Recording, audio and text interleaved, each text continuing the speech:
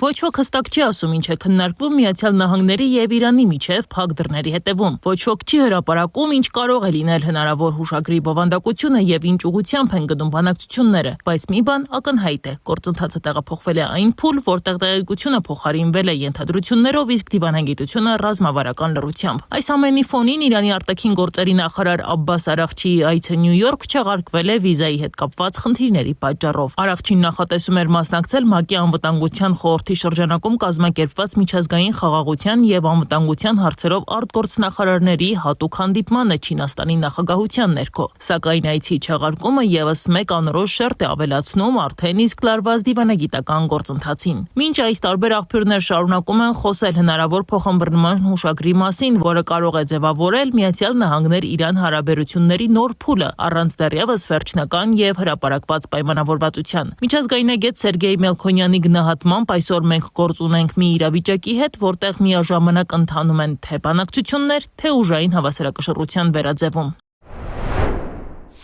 Բանակցությունները տեղի ունենում են, բայց մենք տեսնում ենք ինչպես զուգահեռ ռազմական ներուժը ԱՄՆ-ի մերձարևելքում աճում է։ Օրինակ Իսրայելում արդեն մոտ մեկ շաբաթ բողոքում են, որ ամերիկյան տարբեր ռազմական ինքնաթիռերը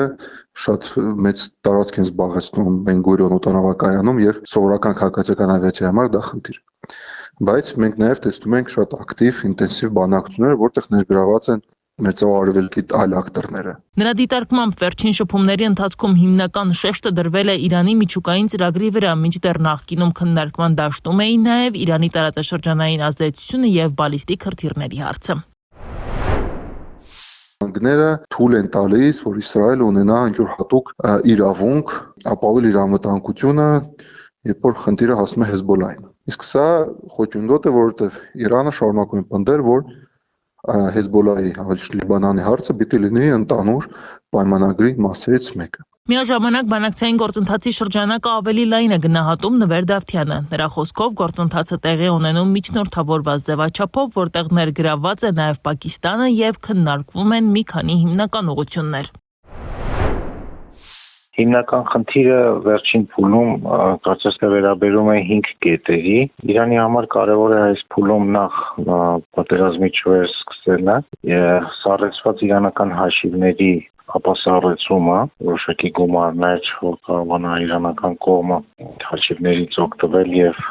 գործել դրանք։ Մյուս կարևոր է, որը նաև Միացյալ Նահանգների կողմից է բազմիցս հնչեցվել, Հորմուզի նեղուցի կարգավիճակի անվտանգային խնդիրների կամ դրա բացման առնչությամբ։ Հիմնական ուղղությունները դրանք են։ Նրա խոսքով գործընթացը դեռևս չի հասել ամբողջական համաձայնագրի փուլին եւ ավելի շուտ փուլային բանակցությունների տրամաբանությամբ է ընթանում։ Քննարկվում է նաև չինական կողմի երաշխավորության հարցը։ Որքան նկատելի են վերջին օրերի այս գնահատականներից կամ հայտարարված հրապարակված տեղեկություններից հիմնականում մի քանի կետերի շուրջ է, կարծես թե կարծիքները, դիրքորոշումները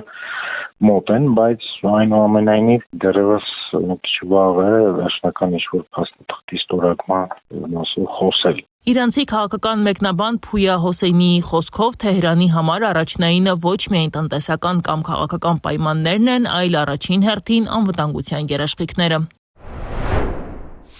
Առաջին կարևոր բանը, որ Իրանի համար արկա է եւ շատ կարևոր է, այն է, որ հնարավորություն չունենա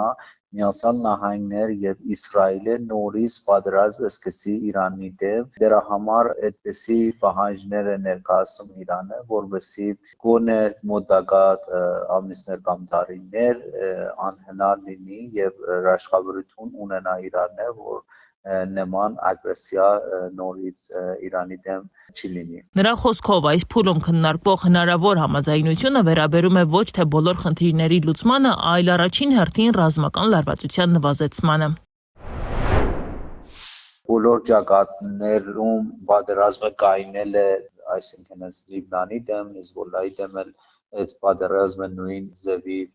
դադարեցնելը կարևոր է։ Դա մի փաթեթ է, որ Իրանը ներկայացել է, որ դրա շուրջ բանակցել են եւ իհարկե բանակցությունները փոխզիջումային պետք է լինի։ Բանախոսների կարծիքով այս պահին Միացյալ Նահանգներ-Իրան հարաբերությունները շարունակում են մնալ անորոշության դաշտում։ Բանակցություններն ընթանում են, սակայն դրանց վերջնական արդյունքը դեռ հեռու է հստակ լինելուց։ Կողմերը փորձում են քայլ առ քայլ մոտեցնել դիրքորոշումները, բայց ամեն զգայուն հարց Լիբանանից մինչև միջուկային ծրագիր շարունակում է մնալ լուրջ հակասությունների աղբյուր։ Այս իրավիճակում պարզ է մեկ բան՝ գործընթաց կա, բայց դեռ չկա վստահություն, որը կարող է այն վերածել իրական ու կայուն համաձայնության։ Եվ հենց այստեղ է հիմնական հարցը՝ այս բանակցությունները արդյոք նոր կարգավորման սկիզբ են, թե պարզապես հերթական փորձ ժամանակ շահելու համար։